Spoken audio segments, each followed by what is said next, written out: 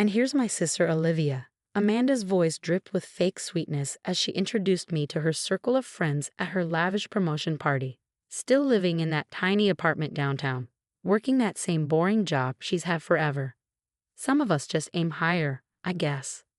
I stood there, champagne glass in hand, maintaining my composure as my sister continued her performance. The crystal chandeliers of the upscale restaurant seemed to mock me along with her, their light catching every perfect detail of Amanda's designer dress while highlighting what she clearly considered my inferior appearance. My name is Olivia Chen, and at 32, I've spent my entire life in my younger sister's shadow. Amanda, now 29, had always been the successful one in our family's eyes. She worked at Sterling Technologies, constantly bragging about her rapid rise through the ranks while dismissing my career as insignificant. Remember when Mom and Dad thought you'd be the successful one? Amanda laughed, drawing knowing smirks from her friends. All those perfect grades, always studying. Look where that got you, stuck in the same position while I'm celebrating my promotion to regional director. I took another sip of champagne, letting the bubbles mask the bitter taste in my mouth. What Amanda didn't know, what none of them knew, was exactly where those years of hard work had led me. At least she showed up this time, one of Amanda's friends chimed in. Remember your last promotion party? She was too busy with her important project to attend. That important project had been the final phase of my secret acquisition of Sterling Technologies, but of course they didn't know that either. Oh, Olivia's great at excuses, Amanda continued, her voice carrying across the room. She's always working on something big that never seems to materialize. Meanwhile, I just closed the biggest deal in Sterling's history. I watched her preen, remembering all the similar moments throughout our lives. Amanda scoring the lead in a school play while I stayed late working on the lighting design. Amanda being crowned prom queen while I organized the event. Amanda getting a full ride to business school based on our parents' connections while I worked 3 jobs to pay my own way. Speaking of deals, Amanda raised her voice, commanding the room's attention. I should thank my sister for something. Watching her play it safe all these years taught me exactly what not to do. Sometimes you have to take big risks to get big rewards. The room tittered with polite laughter. I noticed Mr. Harrison, Sterling's current CEO, standing near the back, his expression unreadable as he observed the scene. I mean, look at us now, Amanda gestured broadly. I'm regional director, about to be youngest vice president in Sterling's history. And she paused for effect. What is it you do again, sis? Something with spreadsheets. Before I could respond, Mr. Harrison stepped forward, clearing his throat. The room immediately fell silent. Amanda's smile froze as her boss approached.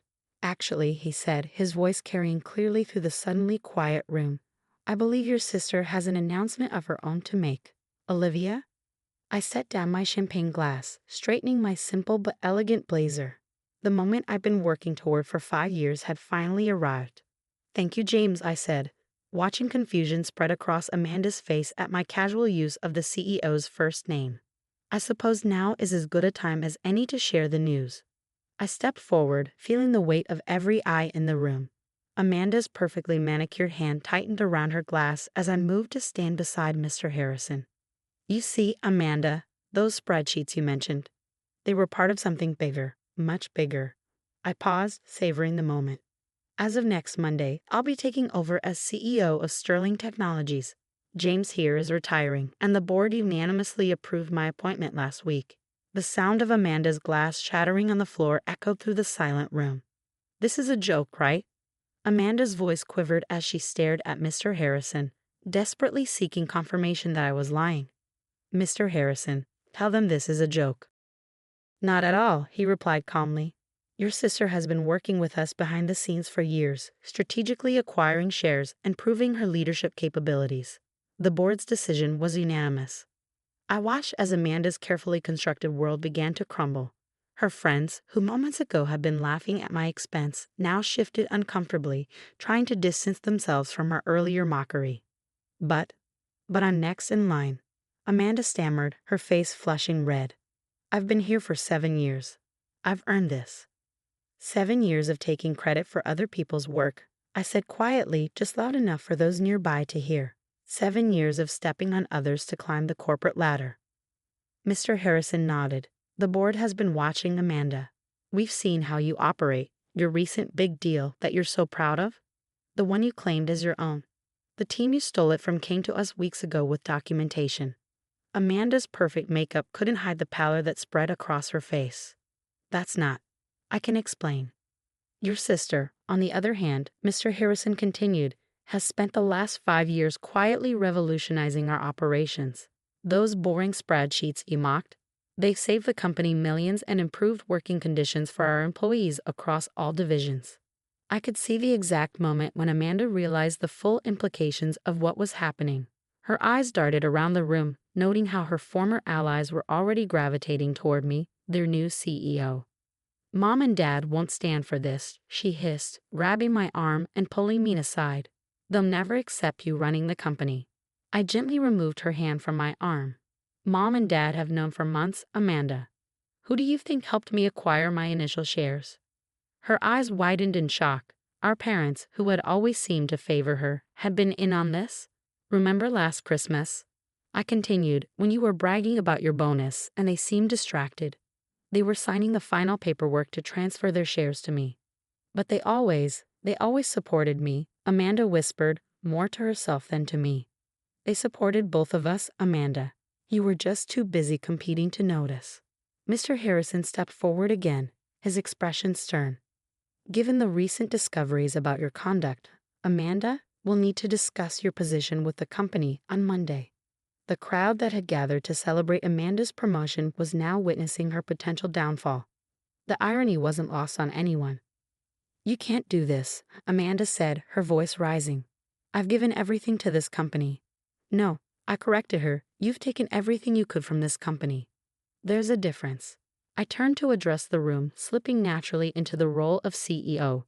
Everyone, please enjoy the rest of the evening. There's much to celebrate, not just changes in leadership, but the bright future ahead for Sterling Technologies. As conversations slowly resumed and people began to mill about, Amanda stood frozen, watching her carefully cultivated image dissolve. Her designer dress and perfect hair couldn't mask the defeat in her posture. One of her friends, or former friends, I suppose, approached me with a business card. I have some ideas for improving our department's efficiency, she said, pointedly ignoring Amanda. Would you have time to discuss them next week? Of course, I replied, accepting the card. My door is always open to innovative ideas. More people began approaching me, each eager to introduce themselves to the new CEO. From the corner of my eye, I saw Amanda slip away toward the exit, her grand promotion party becoming my impromptu welcome celebration. Mr. Harrison touched my elbow gently. I know you'll do great things for Sterling, Olivia. Your sister's party seems like the perfect place to announce the change. Poetic justice, wouldn't you say? I smiled, remembering all the parties and family gatherings where Amanda had belittled my choices and mocked my career path.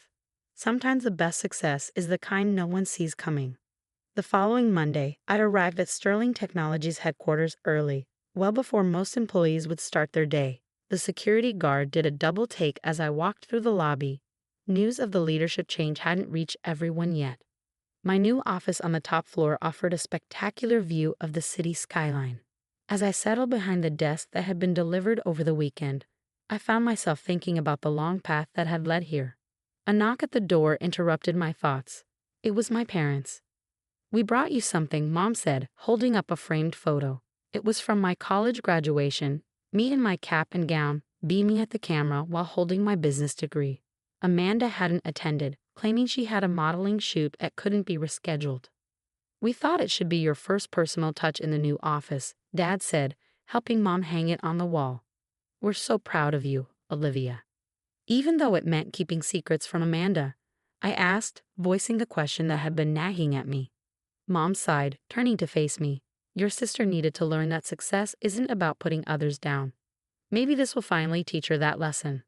Before we could discuss it further, my assistant knocked to inform me that Amanda had arrived and was demanding to see me. Send her in, I said, squeezing Mom's hand reassuringly. You might want to give us a moment alone. My parents nodded, heading for the door just as Amanda burst in. She stopped short at the sight of them. You knew, she accused. All this time, you knew and you didn't tell me. We raised both our daughters to be successful, Dad said firmly. We just didn't expect you to define success as stepping on others." They left, closing the door behind them. Amanda stood there, looking smaller somehow in her expensive suit, her perfect facade cracking. "You're really going through with this?" she asked, her voice barely above a whisper. "Sit down, Amanda." I gestured to the chair across from my desk. "We need to talk about your future at Sterling." "My future?" She laughed bitterly. You're not firing me?" "No," I replied, opening a folder on my desk. "Despite what you might think, I'm not you. I don't destroy people to elevate myself." Her shoulders relaxed slightly, but wariness remained in her eyes. "However," I continued, "you'll be transferred to our Seattle office. Fresh start, clean slate. Your new position will be junior project manager." "Junior?" she sputtered. "That's 3 levels below my current position. A position you gained through manipulation and taking credit for others' work," I reminded her. "You'll have the opportunity to earn your way up, legitimately this time." She slumped in her chair, the fight leaving her. "Why aren't you just firing me?" "Because you're my sister, Amanda, and because I believe everyone deserves a chance to learn from their mistakes." For the first time in years, I saw a glimpse of the sister I used to know, before competition and jealousy had twisted her. "I don't know if I can do this," she admitted quietly. "You can," I assured her. "You have real talent, Amanda. You just need to learn to use it to lift others up instead of pushing them down." 6 months later, I received my first report about Amanda's progress in Seattle. She had started a mentoring program for new employees, earning genuine respect from her team. Her latest project had come in under budget and ahead of schedule, all properly credited to the entire team. During our monthly family dinner, Mom showed me a text from Amanda. She had invited a junior colleague to share the presentation spotlight for their upcoming client meeting. "She's learning," Mom smiled, squeezing my hand. "Baby steps," I agreed. The following week, an email arrived from Amanda. "Sis, I owe you an apology. Actually, I owe you about 1,000 apologies. But mostly, I owe you a thank you. You could have destroyed me, but instead, you showed me a better way to succeed. My team just landed a major contract, and for the first time, the victory feels real because I earned it. I'm proud to be your sister. Love, Amanda." I smiled, pinning the email to my board alongside that college graduation photo. Sometimes the best revenge isn't about getting even. It's about showing others how to be better.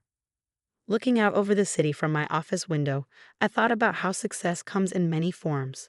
For me, it wasn't just about becoming CEO. It was about maintaining my integrity while helping others, even those who had hurt me, find their own path to genuine achievement. And that perhaps was the greatest victory